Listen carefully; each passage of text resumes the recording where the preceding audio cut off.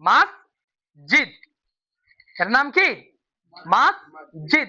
আমরা কিন্তু হয়তোবা কারো জীবন থেকে 70 বছর, 80 বছর, 40 বছর, 50 বছর হারিয়ে ফেলেছি। ওই কোথায় যাও? কইলে মসজিদে যাই। কোথায় যায়? মসজিদে যাই। জি না, এই শব্দটা এর নাম কি? মসজিদ। আল্লাহ নাম দিয়েছেন কি? মসজিদ। মসজিদের আবাদকারী কারা হবে এ ব্যাপারে আল্লাহ রাব্বুল আলামিন বলছেন সূরা তওবার 18 নম্বর আয়াত, ইন্নামা ইয়ামুরু মাসাজিদাল্লাহি মান আমানা বিল্লাহ। মসজিদ তো তারাই আবাদ করবে, মসজিদ তো তারাই রক্ষণাবেক্ষণ করবে, মান আমানা বিল্লাহ, যারা আল্লাহর প্রতি ঈমান আনবে। কার প্রতি ঈমান? কার প্রতি আনতে হবে? আল্লাহর প্রতি ঈমান আনতে হবে। এর মানে কি? আল্লাহ যে এক, অদ্বিতীয়, আমরা যে তার প্রেরিত বান্দা, প্রত্যেকটা মানুষকে যে তার কাছে মোলাকাত করতে হবে, তার সঙ্গে সাক্ষাৎ করতে হবে, এটা বিশ্বাস করে তিনি যে জীবন বিধান, তিনি যে বিধান হুকুম আহকাম অবতীর্ণ করেছেন, প্রত্যেকটা বিষয় পুঙ্খানুপুঙ্খানুভাবে মেনে নেওয়ার নাম কি? আল্লাহকে বিশ্বাস করা। মান আমানা বিল্লাহ, আল্লাহর প্রতি ঈমান আনতে হবে। একনিষ্ঠভাবে ঈমান কার প্রতি থাকতে? আল্লাহর প্রতি ঈমান আনতে হবে। আল্লাহ ব্যতীত অন্য কোন ধর্ম, জীবন, ইজম, তরিকার ভিতরে যদি কেউ ঈমান আনে, তার ঈমান আল্লাহ রাব্বুল আলামিনের দরবারে কবুল হবে না। তার প্রমাণ আল্লাহ রাব্বুল আলামিন বলছেন সূরা আল ইমরান 3 নম্বর সূরার 85 নম্বর আয়াত, ওয়ামান ইয়াবতাগি গায়রাল ইসলাম দীনান ফালান ইউকবালা মিনহু ওয়া হুয়া ফিল আখিরাতি মিনাল খাসিরিন। যে ব্যক্তি ইসলাম ব্যতীত অন্য কোন জীবন ব্যবস্থা, অন্য কোন দিন, অন্য কোন ধর্ম, অন্য কোন আদর্শ গ্রহণ করবে, ফালাই ইউকবালা মিনহু, কখনো তার থেকে তা গ্রহণ করা হবে না, ওয়া হুয়া ফিল আখিরাতি মিনাল খাসিরিন, ওই ব্যক্তি পরকালে হবে বড় ক্ষতিগ্রস্তদের অন্তর্ভুক্ত। এই ক্ষতি কি সেই ক্ষতি যে হয়তোবা আমাদের এই বসতি ভিটা 10 বছর পানির ভিতরে ছিল, যমুনা নদীর করাল গ্রাসে ভেঙে নিয়েছিল, আমরা আবার পুনরাবৃত্তি পেয়েছি, এই ক্ষতি? জি না, এই ক্ষতি হচ্ছে পরকালীন জীবনের এমন ক্ষতি যেই ক্ষতির জাহান্নাম অবধারিত, যেই ক্ষতি থেকে কেউ বাঁচতে পারবে না। এই ক্ষতির অপর নাম হচ্ছে জাহান্নাম, আল্লাহর দেওয়া শাস্তি, আল্লাহর দেওয়া আযাব। এই ক্ষতির কথা আল্লাহ রাব্বুল আলামিন বলছেন। আর ইসলাম এমন একটা জীবন ব্যবস্থা যা আল্লাহর মনোনীত ধর্ম। আর মনোনীত ধর্ম আল্লাহ। তার প্রমাণ সূরা আল ইমরানের 19 নম্বর আয়াত, ইন্নাদ দীনা ইনদাল্লাহিল ইসলাম, নিশ্চয় ইসলাম এমন একটা জীবন ব্যবস্থা, এমন একটা ধর্ম যা স্বয়ং আল্লাহর মনোনীত ধর্ম। আল্লাহ নিজে মনোনয়ন দিয়েছেন, সুবহানাল্লাহ। এই জন্য মসজিদ আবাদ করবে তারাই যাদের ঈমান আছে। কি আছে? আল্লাহর প্রতি যারা একনিষ্ঠভাবে ঈমান এনেছে। ঈমানের সঙ্গে শিরকের সংমিশ্রণ করে নিলে ব্যাপক আলোচনা। ঈমানের সঙ্গে শিরকের কি করেনি? যেমন রাতের বিপরীত দিন, এই যে ঠান্ডার বিপরীত গরম, প্রত্যেকটা জিনিসের কিন্তু বিপরীত শব্দ আছে, আছে না? বিপরীত দিক আছে, আছে না? প্রত্যেকটা বিষয়ের তেমনি ঈমানের বিপরীত দিক হচ্ছে শিরক। যদি কোনো ব্যক্তি ইবাদত করতে গিয়ে অন্য কোনো ব্যক্তি বা বস্তুর পূজা করে, কোনো মৃত ব্যক্তির কাছে চাই, অনেক মানুষ আছে দেখবেন, আমরা যে গ্রামে বাস করি, তারা দেখবেন যে ওই মাজার পূজারী যারা আছে, পীরতন্ত্র মানে যারা, ওদেরকে দেখবেন যে ওরা মৃত ব্যক্তির কাছে চায়। অথচ আল্লাহ কোরআনে বলছেন ইন্নাকা লা তুসমিউল মাউতা, নিশ্চয় যারা মৃত তাদেরকে তুমি শোনাতে পারবে না। যারা মৃত তাদেরকে কি করতে পারবে না? শোনাতে পারবে না। যারা মৃত তারা কি শুনবে? না, এটা আল্লাহ বলছেন ইন্নাকা লা তুসমিউল মাউতা, নিশ্চয় যারা মৃত তাদেরকে তুমি শোনাতে পারবে না। কেউ যদি মৃত ব্যক্তির কাছে কিছু চাই, কবরের কাছে কিছু চাই, কেউ যদি ইবাদতের মালিক আল্লাহ ছাড়া অন্য কাউকে মনে করে সিজদা দেয়, তার ঈমান নেই, সে বেঈমান, তার ঈমান থাকবে না, তার কোনো ইবাদত আল্লাহর দরবারে কবুল হবে না। কেউ যদি বলে রোগ মুক্তি করার মালিক আল্লাহ ছাড়া অন্য কেউ আছে, তার কোনো ইবাদত আল্লাহর দরবারে কবুল হবে না। এটা শিরক, এটা ঈমানের বিপরীত। এটা কি? ঈমানের বিপরীত। এই জন্য বলছিলাম মসজিদ আবাদ করবে তারাই যাদের ঈমান আছে। প্রথম নাম্বার শর্ত, মান আমানা বিল্লাহ, আল্লাহর প্রতি যারা ঈমান এনেছে। দ্বিতীয় নাম্বার হচ্ছে ওয়াল ইয়াউমিল আখির, পরকাল দিবসের প্রতি যাদের বিশ্বাস আছে, আমার এই জীবনই শেষ নয়, আমাকে এই জীবন অতিক্রম করে আল্লাহর দরবারে আমাকে যেতে হবে, আমি যে রবের কাছ থেকে এসেছি আমাকে আমার রবের নিকটে প্রত্যাবর্তন স্থল। আল্লাহ রাব্বুল আলামিন বলছেন কুল্লু নাফসিন যায়িকাতুল মাউত, প্রত্যেকটা জীবন্ত প্রাণীকে মৃত্যুর মাজা, মৃত্যুর স্বাদ অবশ্যই গ্রহণ করতে হবে। কোরআনের অনেক জায়গাতে কথা বলেছেন, বিশেষ করে সূরা আম্বিয়া 21 নম্বর সূরার 57 নম্বর আয়াত এবং সূরা আনকাবুত 29 নম্বর সূরার 35 নম্বর আয়াত এবং সূরা আল ইমরানের 185 নম্বর আয়াত আল্লাহ রাব্বুল আলামিন বলছেন কুল্লু নাফসিন যায়িকাতুল মাউত, প্রত্যেকটা জীবন্ত প্রাণীকে, যার দেহে প্রাণ আছে, যার অনুভূতি আছে, যে বুঝতে পারে, যার দেহে জীবন আছে, তাকে মৃত্যুর সঙ্গে মোলাকাত করতে হবে। মৃত্যু থেকে কোনোদিন পলায়ন হতে পারবে না। আপনি দেখেন এই জায়গাগুলোতে বিগত দিনে যারা এই জায়গার মালিক ছিল, এই জায়গার মালিক ছিল 1 শতাব্দী পূর্বে, 100 বছর পূর্বে, তাদের কোনো নামগন্ধ এই জায়গাতে আছে? আছে কি? আপনি দেখবেন যে আগামী 1 শতাব্দী পর, 100 বছর পরে আমাদের কোনো চিহ্ন, আমাদের কোনো গন্ধ, আমাদের কোনো নাম এই জায়গাতে থাকবে। এজন্যই বলেছেন কুল্লু নাফসিন যায়িকাতুল মাউত, প্রত্যেকটা জীবন্ত প্রাণীকে মৃত্যুর মজা, মৃত্যুর স্বাদ অবশ্যই গ্রহণ করতে হবে, তুমি যেখানেই থাকো না কেন। আল্লাহ রাব্বুল আলামিন বলছেন সূরা জুমার ভিতরে 62 নম্বর সূরা 9 নম্বর আয়াত, বল নবী আপনি বলে দিন ইন্নাল মাউতাল্লাযিনা তাফিরুনা মিনহু ফাইন্নাহু মুলাকিকুম সুম্মা তুরাদ্দুনা ইলা আলিমিল গায়বি ওয়াশ শাহাদা। আল্লাহ রাব্বুল আলামিন বলছেন নবী আপনি বলে দিন তোমরা যেখানেই পালাতে চাও না কেন মৃত্যু থেকে, মৃত্যু তোমার সঙ্গে মোলাকাত করবেই। আইনামা তাকুনু, তুমি কোথায় পালাবে, কোথায় যাবে, তোমার পালাবার কোনো জায়গা নেই। সুম্মা মুলাকিকুম, তোমার সঙ্গে মৃত্যু সাক্ষাৎ করবেই, তুমি যেখানেই থাকো। তুমি যদি তামুজ দুর্গের ভিতরেও থাকো, দেখেন না এসির ওই যে আপনার আইসিইউতে যারা গিয়েছেন দেখেছেন, অথবা আপনার ওই যে নিওনেট ইউনিট যেটা আছে, নবদাজকের ইউনিট, কাচের মানুষের ভিতরে রেখে দিয়ে অক্সিজেন লাগিয়ে দিয়েছে, একটা দরজা দিয়ে কিছুক্ষণ পর পর দেখা হয় তার ভিতরে মালাকুল মউত যে বাচ্চার জীবন প্রাণ নিয়ে চলে যায়, যায় না? ডাক্তার, যে ডাক্তার একজন মৃত প্রাণীকে, মৃত মানুষকে মৃত ঘোষণা করে, এই ডাক্তারও মৃত্যুবরণ করে না? এই জন্য মৃত্যু থেকে পালাবার কোনো সুযোগ নেই। এই জন্য মসজিদ আবাদ করার অধিকার তারাই রাখে, মসজিদ তো তারাই নিয়ন্ত্রণ করবে যাদের কি পরকাল দিবসের প্রতি বিশ্বাস আছে। আমার এই জীবন শেষ নয়। এই যে আমি কোনো এক সময় এই ছোট্ট নবজাতকের মতো ছিলাম, ছোট্ট বাসুমের মতো ছিলাম, মুখে আমার দাড়ি ছিল না, আমার দাড়ি হয়েছে। যাদের মুখে এখন দাড়িগুলো পেকে গেছে তারা একদিন কাঁচা দাড়িওয়ালা ছিল। হয়তো তারা দেখবেন যে 40-50 কেজি ওজন বহন করে ইসলামপুরে নিয়ে যেতে, আবার নিয়ে আসতো। ওই লোকটার সামনে অনেক খাবার আছে, এখন সে খেতে পারে না, কিছুক্ষণ খাবার পর হাঁপসে যায়, শরীরে ক্লান্তি এসে যায়। চোখের পাওয়ার 250 পাওয়ারের চশমা থাকার পরেও যেই চোখের দৃষ্টি দিয়ে অনেক দূর পর্যন্ত দেখতে পেত, ওই ব্যক্তির এখন চোখের সামনে 250 পাওয়ারের গ্লাস থাকার পরও সে আর দেখতে পারে না। দূরদর্শিতা থাকার পরও সে পিছিয়ে গিয়েছে, তার শরীর নরমাল হয়ে গিয়েছে, মুখের দাড়িগুলো সাদা হয়ে গেছে, চোখের পাওয়ার কমে গেছে। যেই লোকটার এখন টয়লেট হয়েছে, ওয়াশরুম হয়েছে তার বিছানা, ওয়াশরুম হয়েছে তার কাপড় ধরি, তার ভিতরে সে প্রস্রাব পায়খানা করে ফেলছে। এগুলোই মৃত্যুর নমুনা। পৃথিবীতে কেউ থাকবে না, মৃত্যুর পরবর্তী যে একটা জীবন আছে, এই জীবনের প্রতি বিশ্বাস রাখতে হবে যে আমাদেরকে আমাদের রব আল্লাহর সঙ্গে সাক্ষাৎ করতে হবে। সাক্ষাৎ করে এই দুনিয়ার জীবন সম্পর্কে জবাবদিহিতা করতে হবে। আমি তোমাকে ইবাদতের জন্য পাঠিয়েছিলাম বান্দা, তুমি আমার কি ইবাদত করেছো, কি পরিমাণ ইবাদত তুমি করেছো, তুমি কি পাথে অর্জন করেছো, তুমি আজ হিসেব দিয়ে যাও।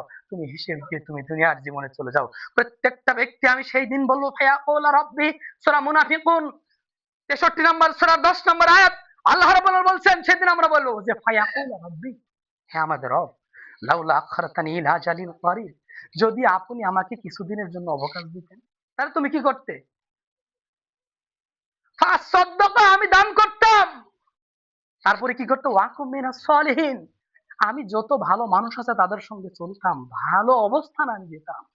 ভাই সেই দিন আসার পূর্বে আমাকে অবশ্যই সচেতন হতে হবে যে প্রত্যেকটা মানুষ বলবে, আমি বলবো, আপনি বলবেন ফায়াকুলা রাব্বি, হে আমাদের রব, লাউলা আখারতানি ইলা আজালিন করিব ফাসাদদাকা ওয়াকুম মিনাস সলিহিন, রব তুমি আমাকে কিছুদিনের জন্য অবকাশ দাও, আর কিছুদিন, অল্প কিছুদিনের জন্য দুনিয়াতে পাঠাও, আমি ফাসাদদাকা, আমি দান করব, ওয়াকুম মিনাস সলিহিন, যত ভালো মানুষ আছে ভালো মানুষদের সঙ্গে চলবো, আমি ভালো হয়ে যাব, ভালো মানুষদের অন্তর্ভুক্ত হয়ে যাব, তুমি আমাকে কিছুদিনের জন্য অবকাশ দাও।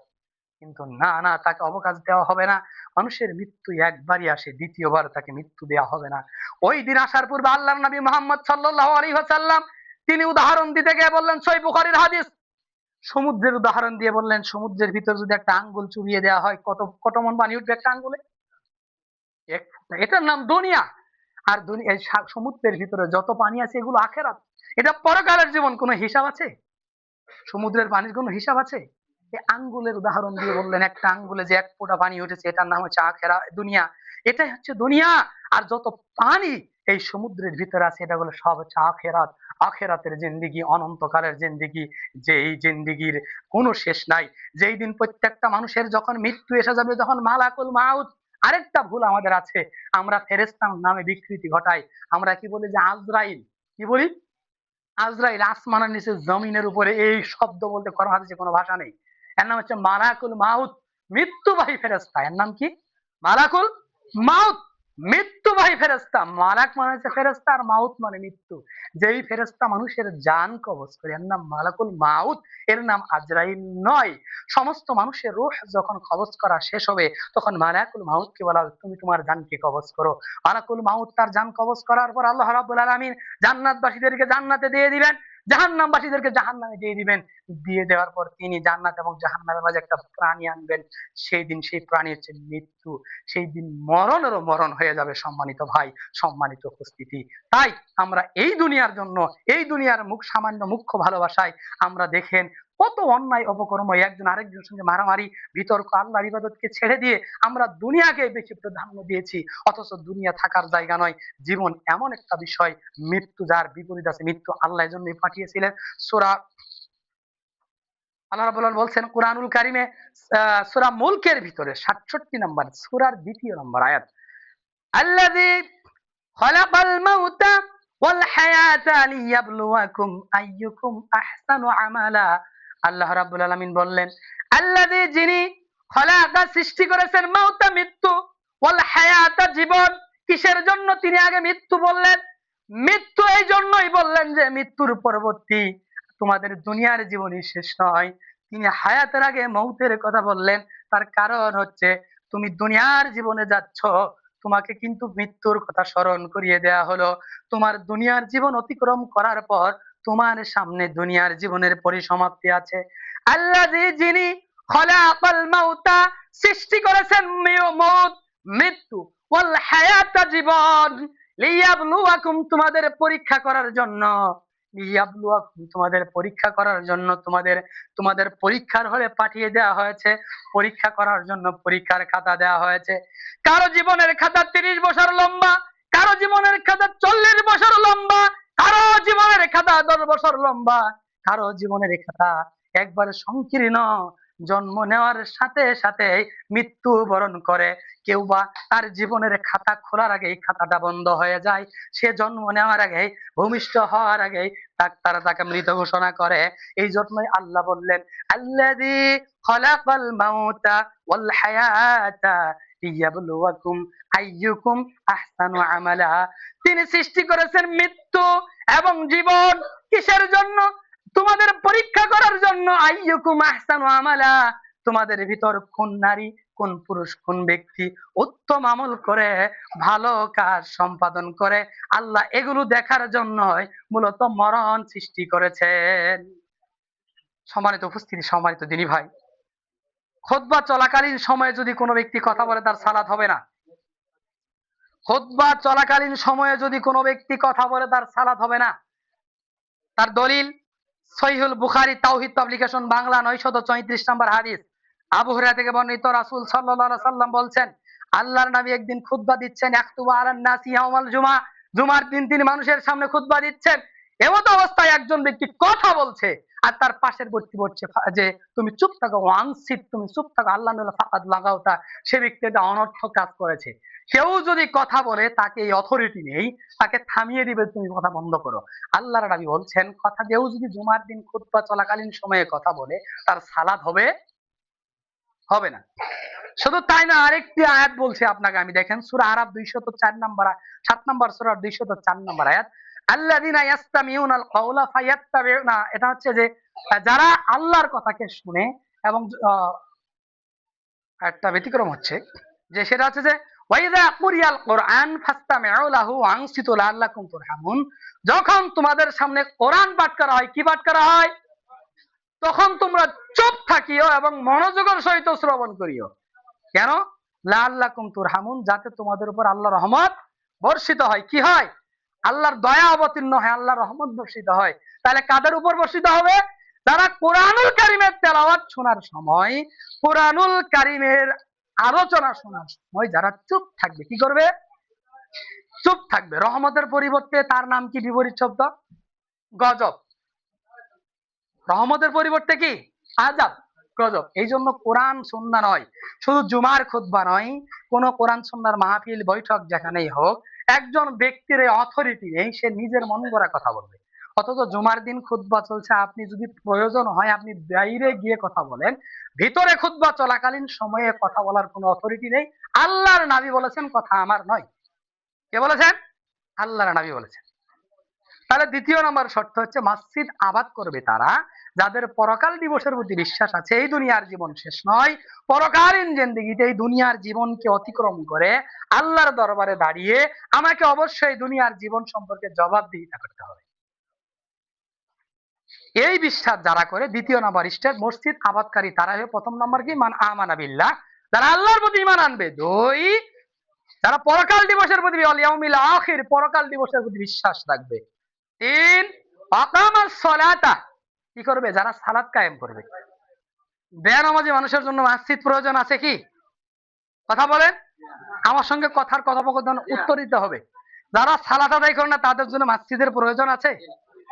আছে? নাই। আল্লাহ বললেন মসজিদ আবাদ করবে যারা, মসজিদের দায়িত্বশীল হবে যারা, মসজিদের রক্ষণাবেক্ষণ করবে যারা, প্রথম নাম্বার শর্ত হচ্ছে আল্লাহর প্রতি ঈমান আনতে হবে পরিপূর্ণভাবে। দুই, পরকাল দিবসের প্রতি বিশ্বাস থাকতে হবে। তিন, আকামাস সালাহ, সালাত কায়েম করতে হবে। বেনামাজির জন্য মসজিদের কোনো প্রয়োজন নাই। বেনামাজি পশুর চাইতেও নিকৃষ্ট। বেয়াদবি ক্ষমা করবেন, আমাদের অনেকে আছেন আমরা ভাবি জুমার দিন শুধু হাজিরা দিলেই মনে হয় ইসলামের মুসলমানিত্ব টিকে যাবে। জি না, আল্লাহর নবী বলছেন বাইনাল আবদি ওয়াল কুফরি তারকুস সালাহ, রাওয়াহু মুসলিম। একজন মুমিন ইমানদারের ভিতরে, একজন কাফের এবং ইমানদারের ভিতরে পার্থক্য হচ্ছে সালাত। সালাতে আপনাকে পরিচয় দিবে।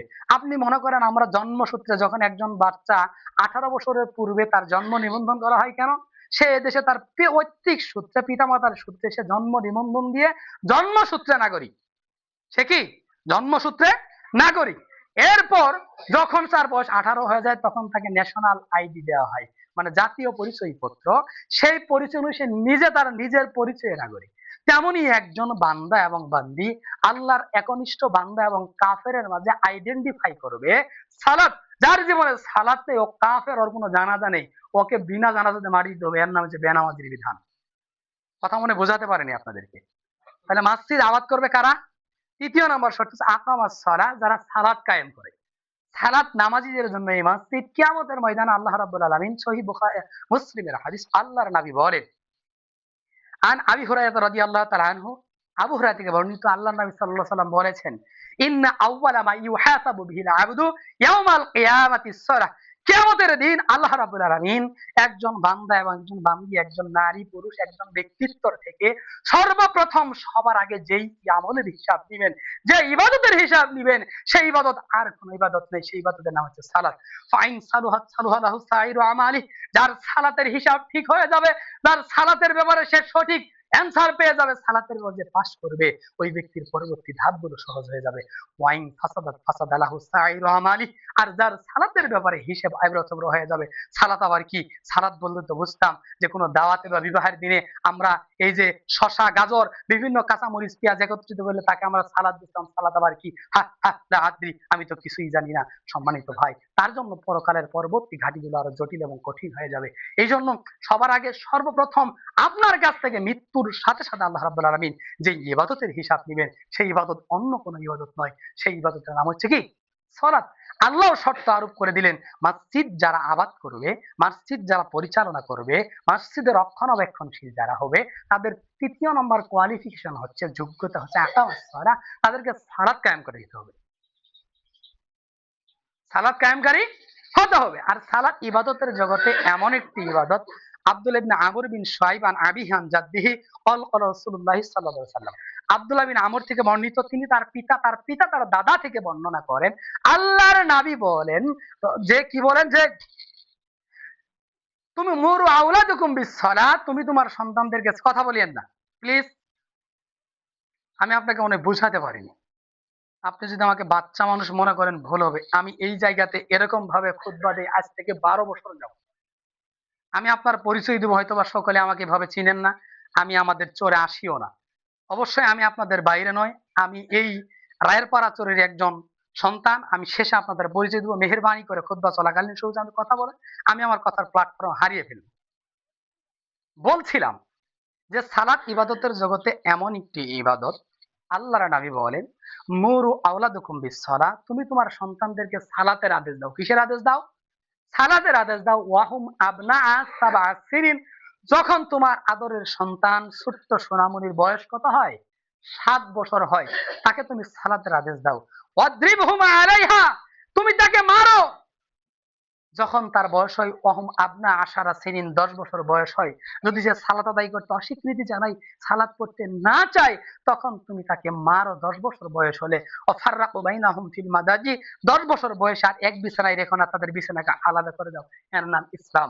ইবাদতের জগতে সালাত এমন একটি ইবাদত, যার ইন্টার্ন করতে, যার ট্রেনিং করতে কি লাগে? 3 বছর সময় লাগে। ওই যে আমার আঙ্কেল জানেন, তিনি সেনাবাহিনীতে চাকরি করেছেন, সার্জেন্ট ওয়ারেন্ট অফিসার ছিলেন, যে উনি জানেন একজন সৈনিককে দক্ষ করে গড়ে তোলার জন্য তাকে কঠোর ট্রেনিং দিতে হয়, দিতে হয় না? কঠিন কঠিন ট্রেনিং দিয়ে তাকে দেশকে রক্ষা করার জন্য, দেশের যে কোনো হুমকি ধামকি রক্ষা করার জন্য তাকে সঠিকভাবে তাকে গড়ে তোলা হয়। তেমনি ভাবে একজন মুসলিম বান্দাকে সালাতের ট্রেনিং চলবে 3 বছর। কয় বছর? 3 বছর। 7 থেকে শুরু, 10 বছরে না পড়লে প্রহার করতে হবে, আল্লাহর নবীর বিধান। সালাত যদি কোনো ব্যক্তি না পড়ে, তাহলে সে মুসলিম নয়, মুসলিমদের দলভুক্ত নয়, মুসলিমদের অন্তর্ভুক্ত নয়। সালাত পরিপূর্ণ, ইসলাম পরিপূর্ণ জীবন ব্যবস্থা। ইসলামের দ্বিতীয় ভিত্তির নাম হচ্ছে সালাত। বুনিয়াল ইসলাম আলা খামসিন, বুখারীর 8 নম্বর হাদিস, যে বুনিয়াল ইসলাম আলা খামসিন, ইসলামের মূল ভিত্তি স্তম্ভ হচ্ছে 5টি। আপনি যদি এই ঘরের ওয়েট ধরে রাখার মতো কয়েকটা খাম প্রয়োজন, মিস্ত্রি একটা খাম দিলে কিন্তু ঘর জাগুনিতে নড়বে না। অথবা যখন বিল্ডিং তোলা হয়, আপনি কিন্তু ওই ভিত্তি প্রস্তরের উপরে নির্ভর করে, কততলা ফাউন্ডেশনের উপরে নির্ভর করে যে কততলা ওয়েট এই ফাউন্ডেশন ধরবে। আর ইসলামের মূল ব্যানার হচ্ছে, ইসলামের মূল খুঁজে হচ্ছে 5টি। এক, শাহাদাতু আল্লাহ ইলাহা ইল্লাল্লাহ ওয়া আন্না মুহাম্মাদুর রাসূলুল্লাহ। প্রথম নম্বরে সাক্ষ্য দেওয়া যে আল্লাহ ছাড়া কোনো ইলাহ নেই, হক কোনো মাবুদ নেই, তিনি একমাত্র ইবাদতের যোগ্য, তিনি ছাড়া কোনো রিজিক দাতা নেই, হুকুম দাতা নেই, বিধান দাতা নেই। এবং এই সাক্ষ্য দেওয়া আশহাদু আন্না মুহাম্মাদান আবদুহু ওয়া রাসূলুহু, এই সাক্ষ্য দেওয়া যে মুহাম্মদ সাল্লাল্লাহু আলাইহি সাল্লাম আল্লাহর বান্দা এবং রাসূল। যেটা আমরা প্রথমেই বলেছি যে একজন মানুষ মসজিদ আবাদকারী হলে প্রথমে তাকে কি করতে হবে? মান আমানা বিল্লাহ, আল্লাহর প্রতি ঈমান আনতে হবে, এই সাক্ষী পরিপূর্ণ দিতে হবে। এরপর দ্বিতীয় নম্বর স্তম্ভ হচ্ছে, দ্বিতীয় নম্বর খুঁটি হচ্ছে, দ্বিতীয় নম্বর ভিত্তি হচ্ছে ইকামিস সালাত, সালাতকে প্রতিষ্ঠা করা, সালাত কি করা? কায়েম করা। 3 নম্বর হচ্ছে ইতাই যাকাত, যাকাতকে প্রদান করা। সাওমি রমাদান, রমজানের সিয়াম পালন করা। ওয়াল হজ, যদি বাইতুল্লাহ তাওয়াফ করার মতো কারো মাল থাকে, হজ করার মতো এবিলিটি থাকে, সামর্থ্য থাকে, পাথেও থাকে, তাহলে তার উপর হজ ফরজ। এই 5টি হচ্ছে ইসলামের মূল ভিত্তি। এই ভিত্তি যদি নরমাল হয়, ভূমিকম্প না একটি বাতাসে দেখবেন যে বিল্ডিং উপরে পড়ে যাবে। তেমনই সম্মানিত উপস্থিতি, যদি আমাদের ইবাদতের ভিত্তিটা, যদি মূল ভিত্তি যদি ঠিক না থাকে, তাহলে আমরা পুলসিরাত পার হওয়ার আগেই, আমরা মৃত্যুর পরে আমাদের হিসাব নিকাশের সম্মুখীন হওয়ার আগে আমরা কি হয়ে যাব? আমরা ফেল মেরে যাব। আমাদের জান্নাত পাওয়ার কোনো অথরিটি থাকবে না, কোনো ওয়ে থাকবে না। সম্মানিত উপস্থিতি, সম্মানিত দিনী ভাই, তাহলে তৃতীয় নম্বর শর্ত কি? যারা মসজিদ আবাদ করবে, আকামাস সালাত, সালাত কায়েমকারী হতে হবে। সালাত কায়েমকারী। আমাদের দেশে অনেক মানুষ আছে, দেখবেন নিজে বয়স হয়েছে, মাথার মুখের চুল দাড়ি পেকে গেছে, একা তাহাজ্জুদ আদায় করে, একা সব আদায় করে, কিন্তু দেখবেন যে তার আদরের সন্তানরা তাকে সালাতের জন্য বলে না। এরকম অনেক পরিবার আছে, দেখবেন যে না, নিজে শুধু জান্নাত পেতে চাই। জি না, এটা ভুল হিসাব। তার প্রমাণ আল্লাহ বলছেন সূরা তাহা 20 নম্বর সূরা 132 নম্বর আয়াত, যে ওয়ামুর আহলাকা বিসসালাহ ওয়াসতাবির আলাইহা, তুমি তোমার পরিবারকে সালাতের আদেশ দাও। কিসের আদেশ দাও? সালাতের আদেশ দাও। নিজেও তার উপর অটল অবিচল থাকো। পরিবারের সম্পর্কে অবশ্যই জবাবদিহিতা করতে হবে। প্রত্যেকটা মানুষকে আল্লাহ দায়িত্ব হিসেবে দিয়েছেন। কিভাবে দায়িত্বশীল? যে ওহে আলা, তোমরা জেনে রেখো, তোমরা সকলেই দায়িত্বশীল, কিয়ামতের ময়দানে তোমাদের দায়িত্ব সম্পর্কে জিজ্ঞাসিত হবে। প্রত্যেকটা মানুষ তোমরা দায়িত্বশীল, তোমাদের দায়িত্ব সম্পর্কে কিয়ামতের দিন আল্লাহ জিজ্ঞাসা করবেন। কুল্লুকুম মাসউলুন ওয়া কুল্লুকুম মাসউলুন আন রায়াতি, যে প্রত্যেকটা মানুষ সেই দিন তাদের দায়িত্ব সম্পর্কে, তোমাকে আমি দুনিয়াতে পাঠিয়েছিলাম, তোমাকে আমি সন্তানের অভিভাবক করেছিলাম, তোমার স্ত্রীর দায়িত্বশীল করেছিলাম, তুমি তাদেরকে কিভাবে পরিচালনা করেছো, তুমি আজ হিসেব দিয়ে তুমি পরকালীন জিন্দেগিতে যাও। আমি ওদিকে যাচ্ছি না, গেলে আলোচনার অনেক দূর বিস্তৃতি লাভ করবে। যেটা বলছিলাম, মসজিদের কন্ট্রোলিং ক্ষমতা আবাদকারী কারা হবে, মসজিদের পরিচালনা করে কারা করবে, মসজিদ পরিচালনার কমিটি দায়িত্বে কারা থাকবে, তাদের কোয়ালিফিকেশন সম্পর্কে। তৃতীয় নম্বর কি হলো, আকামাস সালাত, সালাত প্রতিষ্ঠা করা।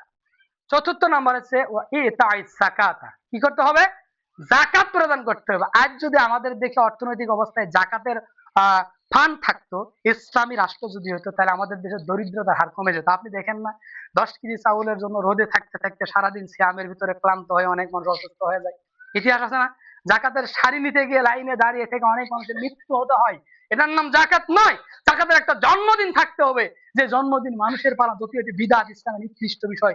জন্মদিন, মৃত্যুদিন সব হারাম, এগুলো ইসলামের কোনো অয়ে নাই। অথচ পৃথিবীর সর্বশ্রেষ্ঠ মানুষ যিনি মোহাম্মদ রাসূলুল্লাহ সাল্লাল্লাহু আলাইহি ওয়াসাল্লাম, তার কোনো জন্মদিন পালিত হয়? মিলাদুন নবী যেটা বলা হয়, এটা বিদআত, এটা পালন করা হারাম। ঈদ মুসলমানদের জন্য দুটো আনন্দের, ঈদুল ফিতর আর একটা ঈদুল জাহা বা ঈদুল আজহা। একটা হচ্ছে ইফতারের ঈদ আর একটা কোরবানির ঈদ। সম্মানিত উপস্থিতি, সম্মানিত দিনী ভাই, সেটা বলছিলাম যে পৃথিবীর বুকের সর্বশ্রেষ্ঠ মানুষ খাইরুল বাশার, যিনি পৃথিবীর সর্বশ্রেষ্ঠ মানুষ মোহাম্মদ রাসূলুল্লাহ সাল্লাল্লাহু আলাইহি সাল্লাম, তার জীবদ্দশাতে অথবা তার মৃত্যুর পর সাহাবীরা তার কোনো জন্মদিবস, মৃত্যু দিবস পালন করেন। সেক্ষেত্রে বলছিলাম, অর্থের যে একটা আছে, আপনি মনে করেন জাকাত এমন একটা বিষয়, ইসলামিক খিলাফত প্রতিষ্ঠা করার জন্য আপনার সম্পদ যদি না থাকে, মাল যদি না থাকে, মসজিদ তুলতে পেরেছেন? আপনি দেখেন এই মসজিদের টাকার জন্য কোথায় কত দূরে আপনারা গিয়েছেন, যারা গিয়েছেন তারাই ভালো জানে। একটা মসজিদ নির্মাণের জন্য অর্থ যদি না থাকে, তাহলে মসজিদ হতো? অর্থনৈতিক কাঠামো ইসলামের মূল ভিত্তির ভিতর গুরুত্বপূর্ণ একটি কাঠামো, জাকাত, জাকাতা, যার ভিতরে দরিদ্রতার হক আছে। জাকাত কোথায় দিবে একজন মানুষ? সূরা তওবা 9 নম্বর সূরার 60 নম্বর আয়াতে 8টি খাত আল্লাহ দিয়েছেন, ওদিকে আমি যাচ্ছি না, এই খাতের ভিতরে দিতে হবে। এবং দেখেন আরেকটা যে উসর আছে সম্পদের, অনেক মানুষ দেখবেন যে এই যে এখন ধান হবে, তারপর গম হবে, ভুট্টা হবে, এগুলো একটা উসর আছে, সম্পদের কি আছে, উসর আছে। যদি আল্লাহর পানিতে হয় তাহলে 10 মুনের 1 মুন দিতে হবে, আর যদি কিনা পানিতে হয় 20 মুনের 1 মুন দিতে হবে। খাবার কোনো মানুষ যদি না থাকে, মাটিতে পুঁতে রাখতে হবে, তবুও যেই ব্যক্তি দিবে সে খেতে পারবে। কথা মনে আপনাকে বুঝাতে পারিনি। সম্পদের যে উসর, এটা গরিবের হক, দরিদ্র মানুষের হক, এতিমের হক, বিধবার হক, মুসাফিরের হক, তারপর যুদ্ধে যারা আল্লাহ রাস্তায় দিন প্রতিষ্ঠা করার জন্য যুদ্ধ করে তাদের হক, ঋণগ্রস্ত ব্যক্তিদের হক। এটা দেওয়া যাবে ওই ব্যক্তিকে যে ব্যক্তি অমুসলিম, ইসলাম গ্রহণ করার মতো সম্ভাবনা আছে, তাকে যদি কিছু সহযোগিতা করা ইসলাম গ্রহণ করতে পারে, এখানে তার একটি খাত আছে। এবং আরেকটি খাত মুআল্লাফাতুল কুলুব, যেই ব্যক্তি এই জাকাতের ফান্ড থেকে, উসরের ফান্ড থেকে উসর আদায় করবে, তাদের একটি ফান্ড আছে, তাকেও দেওয়া যাবে। একজন ঋণগ্রস্ত, তার ঋণ পরিশোধ করার মতো এবিলিটি নাই, অসহায়ত্ব বরণ করছে, তাকে জাকাত দেওয়া যাবে, উসরের মাল দেওয়া যাবে। বলছিলাম সম্মানিত উপস্থিতি, 20 মুন ধান যদি হয়, কিনা পানিতে তেল দিয়ে সেচে দিয়েছেন, 1 মুন গরিব দুঃখী এতিম মিসকিনকে দিয়ে দিতে হবে। আপনি বলছেন মসজিদে তো 4 ধারা দিয়েছে, এভাবে যে সব শেষ করেন, হক আদায় হবে। অনেকের জীবনে মনে চোখ কপালে উঠতে পারে, আর চারটে কথা 70 বছর বয়সে এভাবে কোনোদিন শুনিনি। এবং জাকাতের বিধানটা হচ্ছে যে 7.5 ভরি স্বর্ণ বা 52.5 তোলা রূপা যদি কোনো ব্যক্তির মালিকানাধীন পূর্ণ 1 বছর, ওই পরিমাণ সম্পদ যদি, অথবা ব্যাংকে টাকা আছে রেখে দিয়েছেন, ওই পরিমাণ 7.5 ভরি স্বর্ণ বা 52.5 তোলা রূপার সমপরিমাণ টাকা আপনার ব্যাংকে আছে, আপনার মালিকানাধীন, এটা বছর শেষে, যেমন রমজানে একটা, এই যে যেমন এই দিন, এটা আপনার জাকাতের জন্মদিন ধরেন, এই দিন যদি, এই দিন থেকে আপনার টাকা রেখেছেন, আবার এই দিন চলে এসেছে, এই দিন আপনাকে শতকরা 100 টাকার 2.5 টাকা জাকাত দিতে হবে, 1025 টাকা। 1025 টাকা, এটা 8টা খাতের ভিতরে দিয়ে দিতে হবে। এটা খাবার যদি মানুষ না থেকে মাটিতে পুঁতে রাখতো, ব্যক্তি খেতে পারবে না। চতুর্থ নম্বর হচ্ছে, চতুর্থ নম্বর আপনার শর্ত হচ্ছে মসজিদ আবাদকারীদের এটা জাকাতা, তারা জাকাত প্রদানকারী হতে হবে। এরপর 5ম নম্বর শর্ত, আলাম ইয়াকশা ইল্লাল্লাহ। 5 নম্বর শর্ত, যারা মসজিদ আবাদ করবে, মসজিদের অন্তর্ভুক্ত মুসল্লি যারা হবে, তাদের 5 নম্বর এবিলিটি হচ্ছে, যোগ্যতা হচ্ছে যে তারা আল্লাহ ছাড়া আর কাউকে ভয় করবে। পৃথিবীর বুকের যত বাধা আসুক, কোনো বাধাকে তারা তোয়াক্কা করবে না, তারা একমাত্র আল্লাহকে ভয় করবে। কাকে ভয় করবে? আল্লাহকে ভয় করবে। একমাত্র পাওয়ার হকদার মালিক আল্লাহ। সারা পৃথিবীর মানুষ যদি আপনার বিরুদ্ধে চলে যায়, আর আল্লাহ যদি আপনার আমার পক্ষে থাকে, তাহলে সারা পৃথিবীর মানুষ একটা মাসির ডানা পরিমাণ ক্ষতি করতে পারবে না। এ কথার চূড়ান্ত বিশ্বাসী হতে হবে। আর সারা পৃথিবীর মানুষ যদি আপনার পক্ষে চলে যায়, আল্লাহ যদি আপনার বিরুদ্ধে চলে যায়, তাহলে মাছির ডানা পরিমাণ উপকার কি করতে হবে? সময় কত এখন? তাহলে মাছির ডানা পরিমাণ উপকার আপনার করতে পারবে না। আল্লাহ এরপরে বললেন ফাআসা উলাইকা আইয়াকুনু মিনাল মুহতাদিন, আশা করা যায় যে, সম্ভাবনা করা যায় যে এই পাঁচটি গুণ যাদের ভিতরে আছে তারাই আল্লাহর হিদায়াত, আল্লাহর দয়ার আশা করতে পারে। সুবহানাল্লাহি ওয়া বিহামদিহি ওয়া সুবহানাল্লাহিল আযীম। সম্মানিত উপস্থিতি, সম্মানিত দিনী ভাই, আজকের এই নতুন মসজিদ উদ্বোধনের সম্মানিত উপস্থিতি, সকলের কাছে আমার বিনয়ের দাবি যে আপনারা যারা এই চরে আসেন, হয়তোবা আল্লাহ নিয়ে গিয়েছিল আমাদের কাছ থেকে, আবার ফিরিয়ে দিয়েছেন। আপনাদের কাছে বিনয়ের আহ্বান, যারা এই চরে থাকেন, এই মসজিদটা যাতে এমন না হয় যে একজনের দূর থেকে এসে যেন বলতে না পারে আহ আজান হয়েছে কিনা, নামাজের টাইম চলে গেছে, এমনটি যেন না হয়।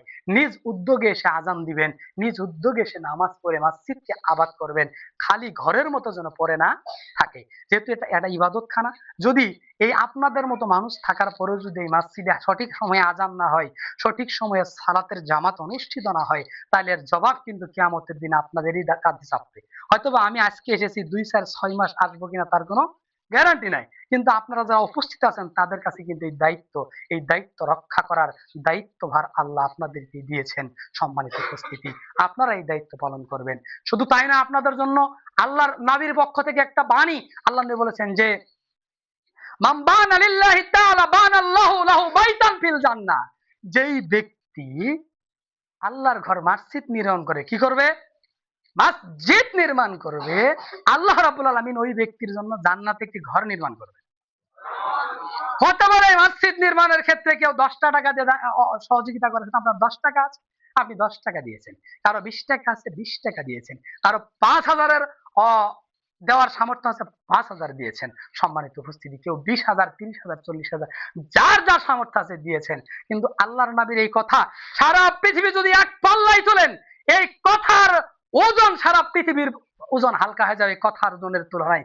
আল্লাহর নবীর কথা আমি আপনাকে কি দিয়ে বুঝাই? সম্মানিত উপস্থিতি, যে আল্লাহর নবী বললেন যে মান বানা লিল্লাহি তাআলা, যে ব্যক্তি নির্মাণ করবে, বানাবে মসজিদান, মসজিদ অনবরত সাগীরাতান আও কাবীরাতান, মসজিদটা ছোট হোক আর বড় হোক, যে মসজিদ নির্মাণ করবে, বানাল্লাহু, আল্লাহ বানাবেন ওই ব্যক্তির জন্য, লাহু তার জন্য, বাইতান একটি ঘর, লাহুল জান্নাহ জান্নাতের ভিতরে। সুবহানাল্লাহ।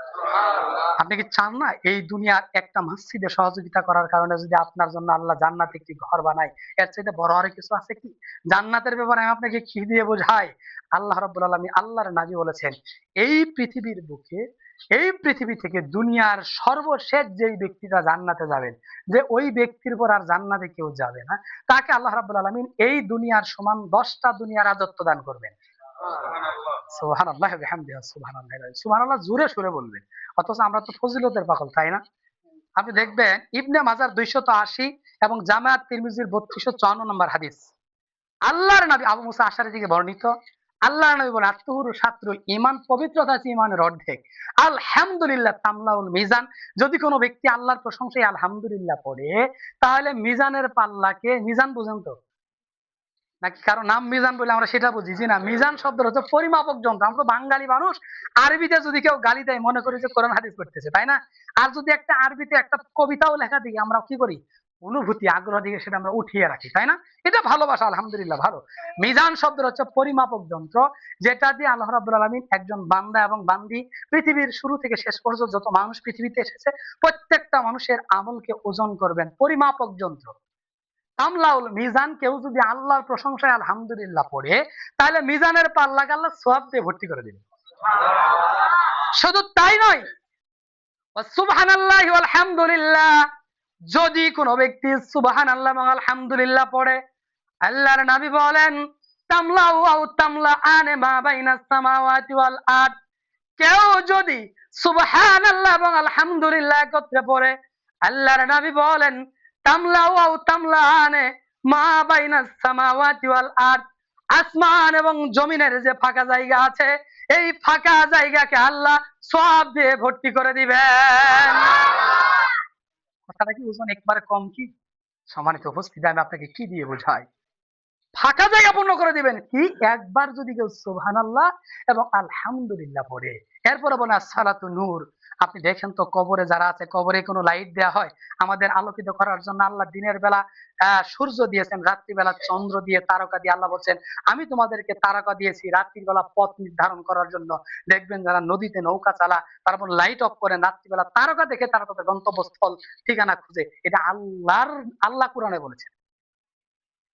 এরপর দেখেন আমাদের অনেক যাদের ঘরে বিদ্যুৎ আছে, বিদ্যুতের ভাল্ব জ্বলে, অথবা সৌর বিদ্যুৎ সোলারের বাতি জ্বলে, কিন্তু কবরে যাকে রেখে আসা হয়, নিচে মাটি, উপরে বাঁশ, তার উপরে ধারাই, তার উপর মাটি দিয়ে আমরা চলে আসি। সেখানে কোনো আলো আছে কি?